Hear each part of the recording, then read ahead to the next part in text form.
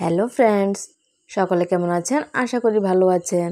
আমার ডেলি রান্নার চ্যানেলে সকলকে আরও একবার স্বাগত। আজ আমি আপনাদের জন্য নিয়ে এসেছি পুঁটি মাছের পাতুরি রেসিপি। দুর্দান্ত এই স্বাদের রেসিপিটি দেখার জন্য আপনারা অবশ্যই শুরু থেকে শেষ পর্যন্ত আমার পাশে থাকুন।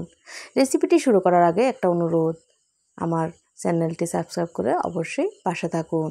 তাহলে চলুন রেসিপি শুরু করি। এখানে নিয়েছি আমি কিছু লাউ পাতা। লাউ পাতাগুলো আমি দেখতে পাচ্ছেন পেছন থেকে যে বোটার মধ্যে আঁশগুলো ছাড়িয়ে নিচ্ছি। আমি সবগুলো পাতা এভাবে বোটা থেকে পেছন থেকে যে আঁশ সেটা ছাড়িয়ে নেব। আপনারা চাইলে কুমড়ো পাতা দিয়েও এই রেসিপিটি বানাতে পারেন। আবার অনেকে কলা পাতাতেও করে। আগে ছোটোবেলায় খেয়েছিলাম কলা পাতাতে করে, তাও চুলার মধ্যে দিয়ে পুড়িয়ে করা হতো। এখন তো আর সেই সুবিধা নেই, তাই এভাবেই করতে হচ্ছে। পাতাগুলোকে আমি ভালোভাবে ধুয়ে নিয়ে এবার চলে এসেছি। এবার এই পাতাগুলোর মধ্যে আমি নুন মাখিয়ে নিচ্ছি। এই পাতাগুলোকে ভাপও দেব না, কিচ্ছু করব না, সুতো দিয়েও বাঁধবো না। দেখবেন কিভাবে আমি বানাই। এবার অপর পাশেও কিছুক্ষণ নাড়াচাড়া করার পর পাতাগুলোর অপর সাইডে আবার নুন দিয়ে দিলাম। এবার ভালোভাবে মাখিয়ে বেশ কিছুক্ষণ রেখে দেব। নিয়েছি একটি চপার। এবার এতে প্রায় বড় 4টা আমি পেঁয়াজ নিয়েছি, দুটো দুটো করে এখানে চপ করে নেব।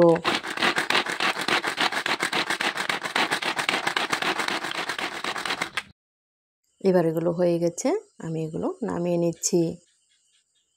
দেখতে পাচ্ছেন কত সুন্দরভাবে চপ হয়ে গেছে। এবার বাকিগুলো একে একে আমি এখানে দিয়ে দেব। আপনারা চাইলে বটিতে কুচি কুচি করেও কেটে নিতে পারেন। এবার বাকিগুলো আমি করে নিচ্ছি।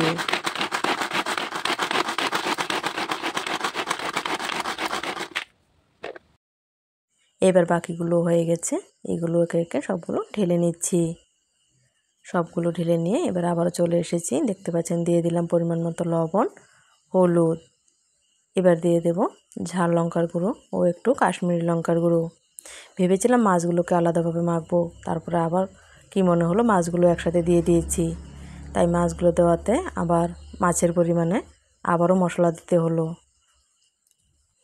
বেশ কিছুক্ষণ মাখার পর আবার মাছের পরিমাণে মশলা দিয়ে নিচ্ছি। আগে যা যা দিয়েছিলাম সেইগুলোই আবার দিয়ে দিলাম। এবার ভালোভাবে মেখে নেব। কতগুলো রান্না আছে যেগুলো হাতের ম্যারিনেশনের উপর অনেকটা নির্ভর করে। খুব ভালোভাবে আমি মাছের সাথে এগুলো মেখে প্রায় 10-15 মিনিট রেখে দিয়েছিলাম।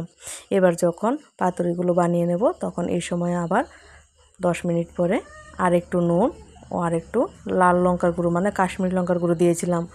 একটু লাল লাল না হলে দেখতে ভালো লাগছিল না, সেজন্য একটু দিয়েছিলাম। এবার আমি একে একে পাতুরিগুলো বানিয়ে নেব।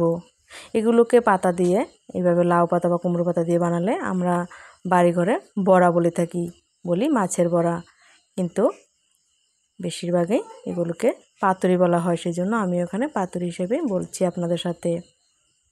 এবার আমি দেখতে পাচ্ছেন কিভাবে বানিয়ে নিচ্ছি।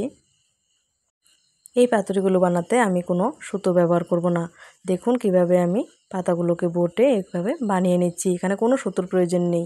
দেখবেন কত সুন্দরভাবে এমনিতে হয়ে যাবে। আমি একটা বানিয়ে আপনাদের দেখালাম, আপনাদের সুবিধার জন্য আরও একটা বানিয়ে আপনাদেরকে দেখাচ্ছি। আপনারা চাইলে আরও গুঁড়া মাছ যেগুলোকে বলে সেগুলো দিয়েও এইভাবে বানিয়ে খেতে পারেন। আমার পাতুরি খাওয়ার শখ হয়েছিল, তাই এই একটু বড় ধরনের যে পুঁটি মাছগুলো এগুলি দিয়ে আমি বানিয়েছিলাম। ভালো হয়েছিল। আপনারা বাড়িতে অবশ্যই ট্রাই করে দেখতে পারেন। দেখতে পাচ্ছেন আমি এখানে দুটো বানিয়ে নিচ্ছি, আরও একটি হয়ে গেছে। এগুলো বানাতে এমন কোনো কঠিন কাজ নয়, একদম সুতোর প্রয়োজন পড়ে না। একটু লবণ দিয়ে পাতাগুলো মাখিয়ে নিলেই পাতাগুলো নেতিয়ে যায়। আমি একে একে সবগুলো বানিয়ে নিয়ে চলে এসেছি। এবার ভেজে নেওয়ার পালা। এখানে ছোটো একটা দেখতে পাচ্ছেন, এটা আমার শাশুড়ি মার জন্য পেঁয়াজ ছাড়া বানিয়েছিলাম।